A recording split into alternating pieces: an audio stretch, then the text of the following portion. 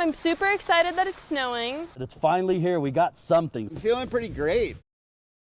Wasn't the biggest snowstorm Denver has seen by any stretch of the imagination, but it was the biggest we've seen all season, and we desperately needed it. Thanks for joining us. I'm Jennifer Meckles. I'm Kyle Clark, right? It's the difference between the best and the best you got. It's the best we got. The snow's tapering off, could still cause some problems on the road tonight. 9 News meteorologist Corey Reppenhagen is going to get us started. Corey? Yeah, well, those temperatures are dropping, so we could see some isolated patches of black ice or some slick spots by tomorrow morning. But man, what a great storm. I haven't seen probably this much snow in quite some time for a storm that never dropped below freezing, 32 degrees. Take a look. This is the radar estimate here of all the snow that fell, all these pink colors out here. That's the foothills. That's where we normally see the big totals, and they got rocked pretty hard. But look here across Denver, 3 to 5, 4 to 8, all the way up in the city, and that does include Denver International Airport. Look at those pink totals, 8 to 12 inches, pretty widespread across Boulder County, Larimer County, and a good 3 to 5 inches across other parts of the Front Range too. In general, great storm, lots of moisture. We're going to see that melting tomorrow. Starting to dissipate now. You can see the snow just start to disappear a little bit on the northeast plains still and down on the southern Front Range. But this will all be gone here off the radar in about the next 2 minutes or so. And now we watch the temperatures starting to drop slowly, so we'll see some icy conditions by the morning. I'll go over those impacts coming up in just a few minutes. So tonight, City of Denver opened up emergency cold weather shelters, though not all of them. Now, one site the people expected to be open is actually staying closed. 9 News reporter Rhea Jha shows us it's been open for other cold snaps, just not this year. In difficult moments, people look to the places they know. All right, I got a drink for you. The former Doubletree Hotel at 4040 Quebec Street, now known as the Aspen, is one of Denver's largest emergency cold weather shelters. I was expecting the shelter to be open. People are used to coming here for warmth, but tonight, Sebastian Kane and others are out in the cold. I wanted to go somewhere where I felt a little bit comfortable. We provided tents and heaters and things for them to keep warm tonight, since the city refuses to open this shelter. Jess Weiderholt is with Mutual Aid Monday. Woo, it's coming down. After finding out the mayor's office would not be opening this shelter Friday night, they brought tents here because they know the unhoused community in the area relies on it during cold snaps. There's a pretty large community of unhoused folks that live in this area. So for them to be able to get here, it's very easy. To get all the way downtown is not so easy. The mayor's office knows it too. Just a few weeks ago, they fought to open this same shelter during the dangerous cold, telling 9 News, quote, 4040 Quebec is clearly the site that does the most good for the most people in this bitter cold. I looked in the window, there's a big empty room, there's cots in there. It would be really easy to have them open it and provide safety and warmth for people tonight. The city says they're keeping it closed since the cold weather activation is only supposed to last overnight. Do you want to stay in one of them? Yeah. So they don't expect shelters to reach capacity. Definitely the tents are full of people, so there's like a couple or 3 or 4 people in a tent. The city is offering buses to the shelters across town. Are you okay if Luis comes in? But for some people here, it's not that simple. Everybody has places that are safe for them, and some people, they feel safe here. So I'm get used to it, you know. Even though they have options, some are choosing to stay right here, outside the shelter they already know. They don't really understand on how much that we need and appreciate stuff like this. Familiarity. Yeah. That was Rhea Jha reporting. Mayor's office told us they were not aware of the tents outside the 4040 Quebec Street shelter and that no one should be sleeping outside tonight because they have space at other shelter locations. Snow caused some real headaches out at DIA today. FlightAware says nearly 1,300 delays in and out of the airport in Denver and 148 flights canceled. The FAA is also investigating after United Airlines flight hit a de-icing truck out at the airport, which ultimately sent one person to the hospital. Passengers and the crew had to get off that plane, which is bound for Nashville, get on a different plane. 9 News reporter Shalima Maharaj is along now after talking with somebody who was on board. Shalima? That's right. It's been a very long day for some of the folks on that flight, including Thea, who we spoke to tonight.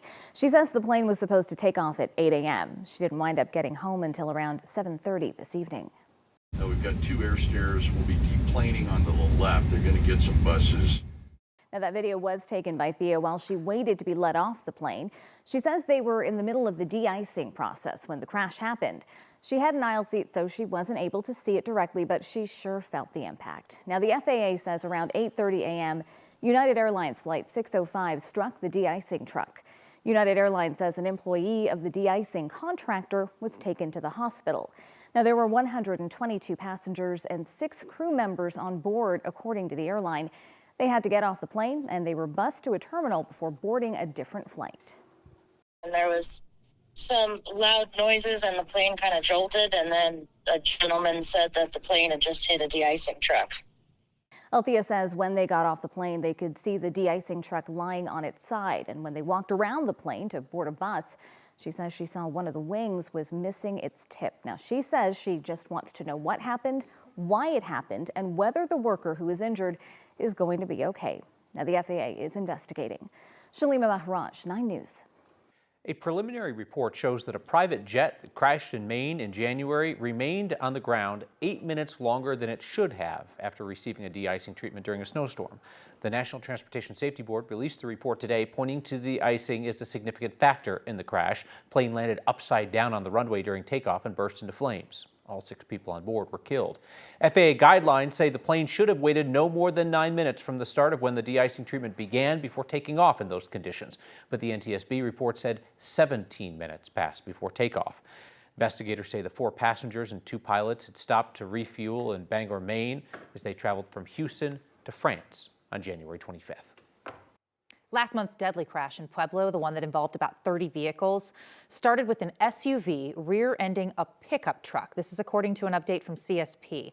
The agency says the truck was hauling a trailer going around 20 miles an hour on an area of I-25 with a posted speed limit of 75. The rear-end crash resulted in a massive pileup, and at the same time, extreme wind had kicked up dirt, creating brownout conditions that reduce visibility. 5 people were killed in the pileup. More than 24 others were injured, and that crash is still under investigation. The company behind the mix-up that put diesel fuel into regular gas that was delivered to stations across the Denver metro area is now looking at a fine from the state.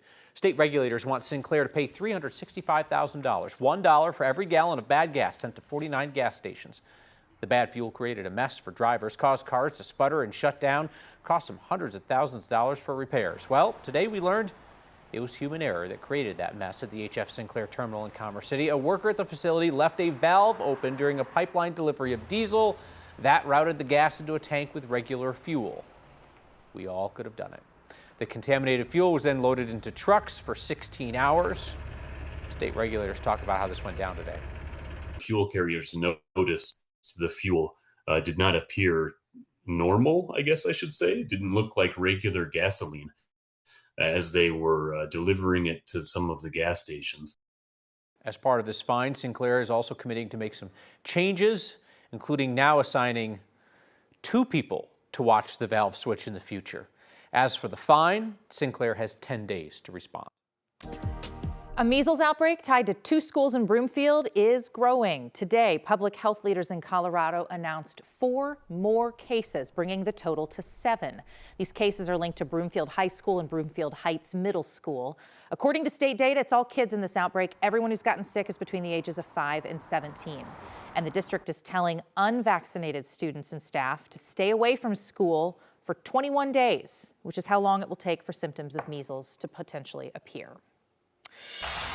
The unexpected death of a CU quarterback has left an entire community heartbroken. Tomorrow, CU is going to host a memorial service for Dominique Ponder. Today, flower shops in the city are filling countless orders as Buffs fans look to support his family and teammates. Colton Chavez has that. Is the stock going in there as well? It's the final arrangement for a beloved buffalo. So they're going to sit on the floor and they're going to be all around? Not on the field, but in flowers. I was thinking at the time, I just thought, oh, maybe they'll go with CU colors. The loss of Dominic Ponder, a quarterback for the University of Colorado Boulder, has the state coming together. We feel like family in the community, so it definitely makes it personal for us. Liz Meismer works at Bouquet Boutique in Broomfield. Their store has been taking last-minute orders for Dominic's celebration of life service this weekend. Just in the past half hour, really. Maybe that's, people finding out. Colorado State Patrol says Dominic was killed in a crash early Sunday morning. He was driving a Tesla on Baseline Road when he lost control on a curve. This one was definitely tragic, and I think our main goal now is just to bring as much comfort and peace to the family as we can. The Ponder family is asking anyone with flowers to drop them off at Rundis Funeral Home in Broomfield, where they'll be transported to the service. We're prepared, absolutely, to transport. I'm sure there will be hundreds of arrangements, if not more, that'll be arriving, and we're ready to go. Mike Dudley says he's witnessing the impact that Dominic had on the state of Colorado. We're expecting a lot. We're expecting a lot of arrangements to show up. For Dom, the arrangement is set, not on the field, but in the hearts of a state that won't forget him. But we just want to be sure to have it right so that we can bring them some comfort. The plan is for the funeral home to take all of the flowers and arrangements down to the University of Colorado tomorrow for Dom's service. In Broomfield, Colton Chavez, 9 News.